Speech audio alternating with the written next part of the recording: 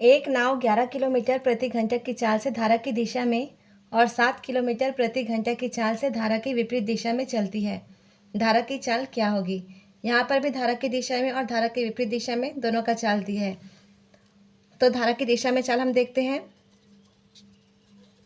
धारा की दिशा में चाल, तो धारा की दिशा में चाल के लिए क्या हो जाएगा? नाव की चाल और धारा की चाल दोनों को जोड़ देंगे। नाव की चाल v मानते हैं और धारा की चाल v1 मानते हैं।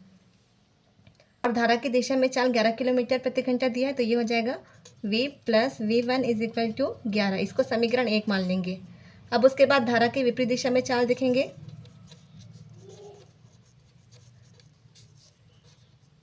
विपरीत दिशा में बोल रहा है तो क्या हो जाएगा? नाव की चाल में धारा की चाल को माइनस कर देंगे, तो हो जाएगा ये v माइनस v1। और विपरीत दिशा में चाल दिया है 7 किलोमीटर प्रति घंटे, तो ये हो जाएगा v minus v1 is equal to 7।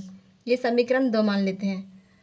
अब v नाव की चाल है और v1 धारा की चाल है। हमें धारा की चाल पूछा गया है, तो हम क्या करेंगे? समीकरण 1 में समीकरण 2 को घटा देंगे।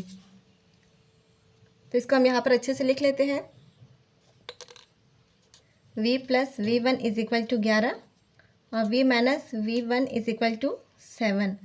इसको घटाएंगे तो यहाँ पर जो चिन्ह है वो चेंज हो जाएगा, तो ये प्लस और ये माइनस कट जाएगा और ये 2v1 इज इक्वल टू 11 में 7 घटाएंगे तो होगा 4।